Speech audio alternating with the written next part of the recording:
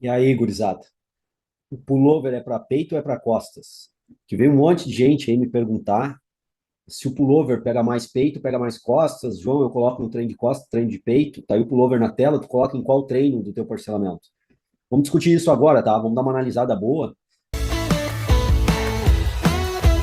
Galera, olha só, saiu um estudo há alguns anos atrás do professor Paulo Marchetti do Shida, mostrando que a participação eletromiográfica do peitoral maior supera o latíssimo do dorso em torno de 10 vezes. Pô, é coisa pra caramba. A favor do peitoral maior. Eu fiquei um pouco assim, estranhei um pouco essa informação, mas estava lá no estudo, muito bem conduzido metodologicamente. Repliquei esse trabalho num curso do Treino em Foco. Depois a gente abriu esse vídeo pro YouTube, tá aqui no YouTube. Eu vou botar aqui na descrição desse vídeo, dá uma olhadinha nesse vídeo do treino. Melhor, vou colocar aqui, ó, nesse card aqui, tá? Clica aqui, tu não vai sair do nosso vídeo, vai ficar aqui que eu vou te explicar por que que acontece, mas dá uma olhadinha nesse vídeo com eletromiografia também, aonde eu mostro que o resultado que nós obtivemos foi exatamente o que o Paulo Marchetti, o professor Paulo Marchetti, o professor Ushida, encontraram no estudo deles, tá? Não digo exatamente em termos de proporção, mas que participou mais o peitoral maior, participou mais o peitoral maior do que o latíssimo do dorso. Mas continua a pergunta, né? Tanto o trabalho, artigo científico publicado, quanto o nosso trabalho com eletromiografia feito num curso disponibilizado aqui no YouTube, mostram que o peitoral maior ativa mais do que o latíssimo do dorso. A pergunta, que não quer calar, é por quê? Então, assim, no meu entendimento, o exercício de pullover, ele é um exercício para peito. Tem um trabalho de latíssimo? Tem, mas ele é mais baixo. Então, em termos de acionamento muscular, é um exercício que aciona mais peito do que latíssimo dorso. Porém, tem um detalhe: aciona mais o peito, fibras mediais e principalmente as fibras inferiores do peitoral maior. Fibras mediais, centrais e as inferiores. Dá uma olhadinha na videoaula do treino de foco depois com a eletromiografia, que nós monitoramos essas duas regiões e mostramos que as fibras inferiores ativam mais que as fibras mediais, tá? Mas por que que o peitoral maior, fibras mediais e fibras inferiores ativam mais que o latíssimo? Eu fiquei por algum tempo analisando isso e quando eu fiz uma análise vetorial, eu entendi. Então vamos fazer essa análise vetorial aqui, tá? E para isso, o seguinte, eu vou parar aqui, ó, nesse ponto e nós vamos analisar o seguinte, que o centro de massa, por exemplo, do dumbbell, tá mais ou menos aqui, ó, tá? Considerando aqui a animação. E lembrando que é peso livre, e isso eu já comentei várias vezes aqui no canal, quando é peso livre, a resistência tá assim, ó, ela tá para baixo, perfeito? Tá para baixo, sempre assim. Então essa resistência, ela tende a gerar um movimento aqui, né? Ela busca gerar um movimento da seguinte forma, nesse sentido assim, ó, um movimento de flexão do ombro. E o movimento, obviamente, de retorno, de extensão do ombro, é o movimento muscular concêntrico, a fase descendente é o excêntrico, o freio excêntrico do movimento. Mas os dumbbells aqui tendem a fazer a flexão do ombro. Esse é um ponto importante que nós temos que ter clareza aqui, certo? O eixo rotatório está mais ou menos nesse ponto aqui, o eixo lateral-lateral, e o movimento é feito no plano sagital. Isso é uma base cinesiológica bem básica, né? Uma base bem básica, ficou redundante, engraçado e equivocado do ponto de vista do português, mas é isso aí. Nesse link que eu estou te passando aqui, tem videoaulas aqui do canal discutindo bastante essas questões biomecânicas, braço de momento e tal. Tu vais encontrar várias videoaulas analisando vários exercícios que vão te ajudar a interpretar o que eu vou falar aqui. Mas a análise vetorial que eu vou fazer não é uma análise vetorial da ação da resistência. Eu vou fazer uma análise vetorial da ação muscular, que é o que explica por que que o peitoral maior ativa mais, é mais ativado que o latíssimo do dorso. E para isso, gurizada, eu vou fazer o seguinte: eu vou no final da fase excêntrica, e vou parar o movimento aqui, ó. Final da fase excêntrica, começo da fase concêntrica. Vou limpar a tela para não nos atrapalhar. Vou colocar novamente aqui o eixo lateral. Então, vou botar numa outra cor aqui para poder ficar mais claro isso, né? Mais destacado. Agora sim, ó. O eixo lateral, que é o do movimento, tá? E agora, o que que eu quero mostrar e vou demonstrar aqui para vocês? Eu vou colocar o vetor de tração do peitoral maior. O vetor de tração do peitoral maior é esse aqui, ó, seguindo as suas fibras, principalmente as inferiores mediais aqui, tá? Esse aqui é o vetor de tração, um pouquinho mais inclinado para um lado do outro. Esse é o vetor. E o segmento ósseo, o eixo longitudinal do segmento ósseo, vou colocar agora aqui num verde mais escuro, do úmero, né? O segmento ósseo que vai se movimentar é o úmero aqui, ó. Então aqui está o segmento ósseo do úmero, perfeito? A linha de tração aqui eu vou mudar de cor agora, porque essa aí não ficou legal. Vou botar um vermelho, vamos ver se destaca mais. A linha de tração. Vamos lá de novo, ó, do peitoral maior, tá? Acho que ficou melhor agora, destacou mais, né, galera? Vou colocar aqui de novo, ó, tá? Seguindo o sentido das fibras, partindo do seu ponto de inserção. Quando nós analisamos assim, o que que nós temos que fazer? Aqui é o vetor resultante. Eu tenho que decompor esse vetor resultante em dois componentes vetoriais, um paralelo e outro perpendicular ao segmento ósseo que se move. O segmento ósseo que se move está aqui. É o húmero. Então eu tenho que achar um componente agora vetorial, desse vetor resultante do peitoral maior, em vermelho, o vetor resultante do peitoral maior, um componente vetorial paralelo e outro perpendicular. Eu vou mudar a cor aqui, vamos ver se um azul claro fica bacana, tá? Então vamos lá, o perpendicular é isso aqui, ó. Perpendicular tem que formar ângulo 90 graus. Então tá lá, ó. Esse é o componente vetorial perpendicular ao segmento ósseo que se move, que é o húmero. Esse é um componente vetorial. Vou colocando aqui, reforçando, tá? Alinhei com outro vetor, para manter a magnitude, alinhando, né? Os vetores. E agora o vetor paralelo ao segmento ósseo que se move, que é aqui, ó, o húmero. Só que ele vem para cá, né? Para alinhar com a ponta do vetor lá, ó, paralelo. Vamos lá de novo, colocar dois aqui para ficar bem reforçado, ó. Componente paralelo. Beleza. Agora eu analiso. O que que esse vetor aqui, paralelo, está fazendo no húmero? Ele está tracionando o húmero ao encontro da cavidade glenoide, fazendo uma força de coaptação nesse caso. Uma força de cisalhamento que ajuda a coaptar. Então, é uma força importante para uma articulação que é a articulação mais instável do corpo humano. Esse componente vetorial está ajudando a impulsionar, tracionar a cabeça do húmero contra a cavidade glenoide, criando ali uma força compressiva que ajuda a coaptar a articulação. Coaptar, descoaptar, coaptar, descoaptar. Descoaptação é luxação da articulação. Então, é uma força estabilizatória e importante. Então, o peitoral maior, além da função motora que nós vamos estudar, ele também tem uma força estabilizatória aqui, ó, ele faz a coaptação da articulação. Ele ajuda a coaptar essa articulação. Isso pouca gente comenta aí nas redes sociais, mas essa é uma forma que eu só consigo entender fazendo a vetorização da ação muscular do peitoral maior. Beleza até aí? E o que que esse vetor aqui está fazendo, ó? Que fica perpendicular. Esse vetor, gurizada, ele está tracionando o meu húmero que está aqui, tracionando o meu húmero, fazendo esse movimento aqui com o húmero, em direção ao peitoral maior, né? Então, esse vetor que está perpendicular, ele é o vetor do movimento, o vetor de tração, de extensão do ombro, do peitoral maior, fibras mediais e principalmente as inferiores. Dá uma olhadinha na videoaula do treino foco eletromiografia. Eu vou deixar também na descrição desse vídeo o link não, a descrição do estudo do Marchetti e o Shida, para vocês poderem ler também esse estudo e verem o que eles encontraram nesse trabalho lá. Então, nós temos um componente vetorial que é do peitoral maior forte para fazer a extensão do ombro e um componente vetorial coaptador importante para a articulação. Mas vejo que a magnitude do vetor coaptador, que é dado pelo comprimento do vetor, a força coaptadora é dada pelo comprimento do vetor, ela não é tão grande como a força de tração e extensão. Então, o peitoral maior, boa parte da força dele, uma razoável parte da força dele é usada para estabilizar, coaptar a articulação, mas a maior parte da força dele é usada para movimentar em extensão, fazer um movimento de retorno concêntrico do movimento, ok? Isso é o peitoral maior agindo, e eu posso fazer a análise no final da fase concêntrica também, quando ele para aqui, ó, a mesma coisa. Eu vou limpar a tela, e a mesma coisa nós faríamos. Colocaríamos aqui inicialmente a articulação, certo? Colocamos aqui também o segmento ósseo que se move, né, o eixo, ou a linha longitudinal do húmero, linha longitudinal do húmero, e agora eu coloco a força de tração do peitoral menor. E aí o vetor resultante dele, o vetor resultante está aqui, ó, tracionando para lá.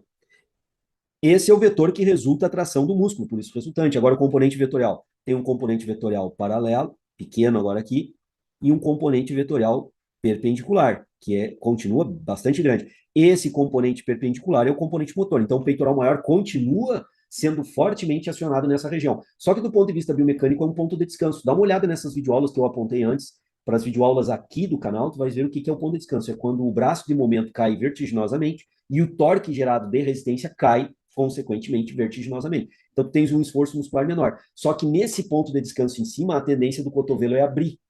Quando o cotovelo abre, o que acontece com o ombro?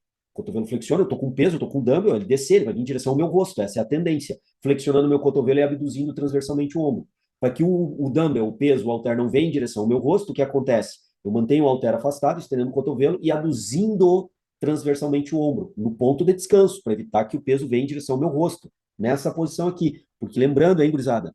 Lembrando, nessa posição, ó, a ação da gravidade tenta levar o peso em direção ao rosto. Então, nessa condição, também o peitoral maior está atuando para evitar que o peso venha em direção ao rosto, porque vai abduzir transversalmente o ombro e vai flexionar o cotovelo. Então, o peitoral está agindo agora aqui, além de fazer a extensão do ombro, mas entrando no ponto de descanso, ele tem agora o trabalho para evitar que esse dumbbell venha em direção ao rosto. Então, o peitoral maior trabalha desde o começo da fase concêntrica até o final, o tempo todo.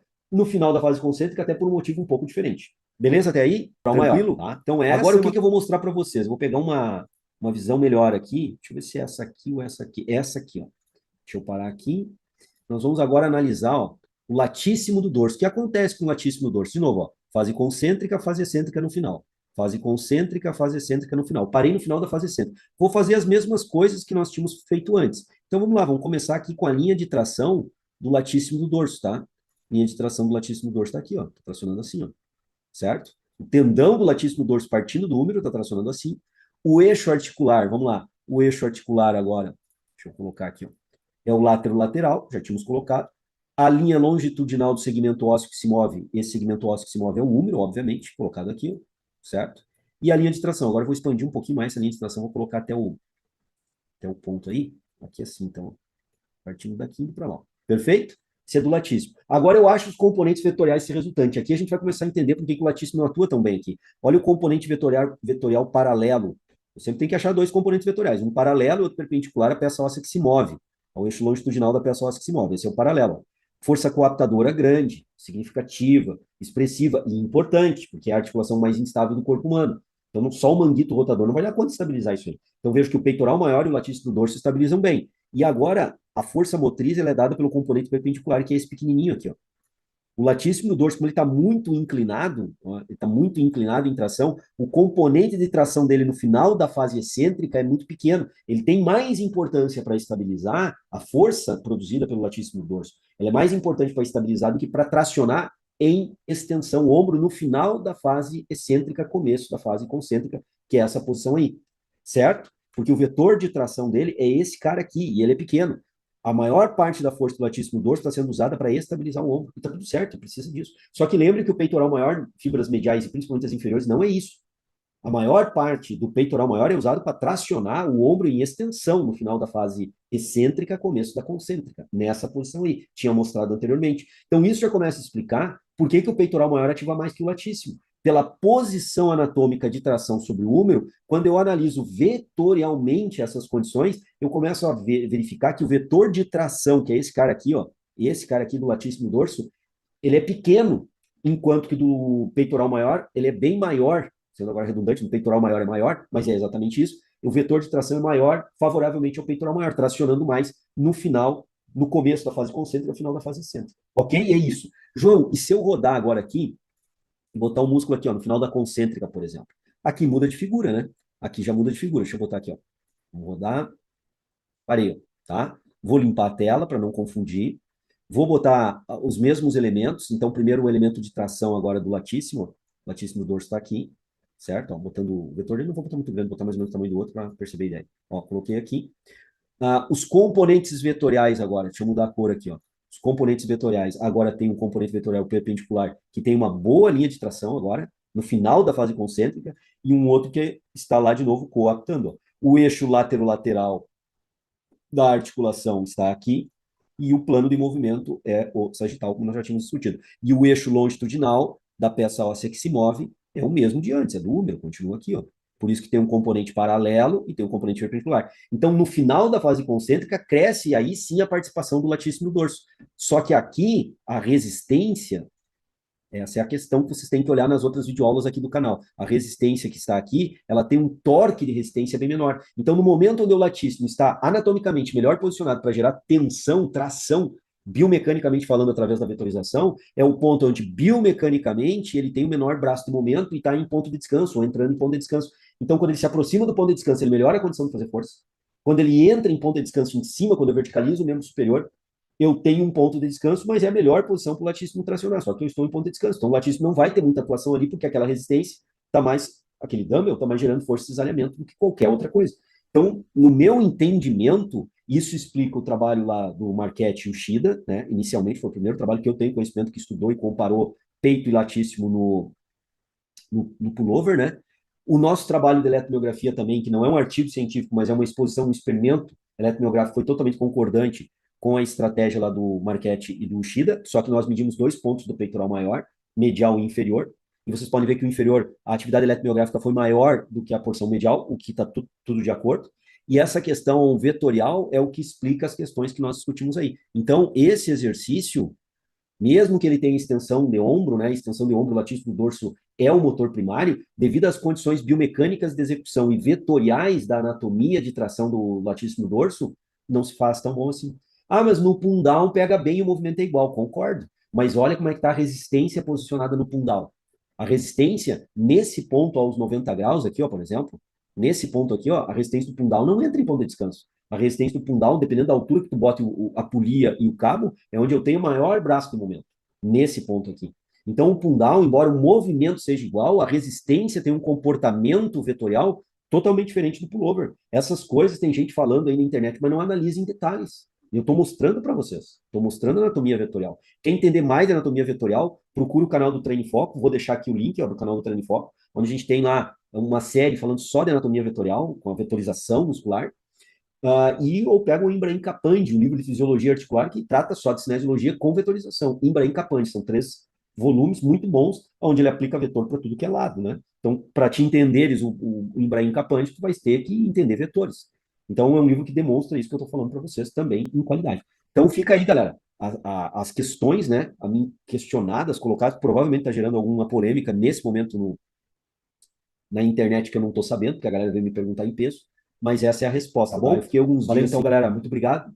Não te inscreveu no canal, te inscreve, o canal está aqui para ajudar com materiais desse tipo. Tem dúvida, escreve aqui embaixo, coloca nos comentários e eu respondo em vídeo aula. Essa aqui surgiu no Instagram e eu trouxe para cá, né? O pessoal aí que me segue que trouxe a dúvida. Certo, galera? Então, muito obrigado por estarem comigo até agora. Coloca aí, fiquei contigo até o final, João, para eu saber se a galera está ficando até o final, porque ficou um vídeo longo, né? Mas um vídeo para ser explicado com detalhamento e aprofundamento não tem como eu fazer em 2 minutos, 3 minutos, 5 minutos. Eu sei que a maioria quer vídeo curto, mas não tem como fazer. Para detalhar da maneira que eu detalhei. Tá ok? Valeu, gurizada. Um abraço.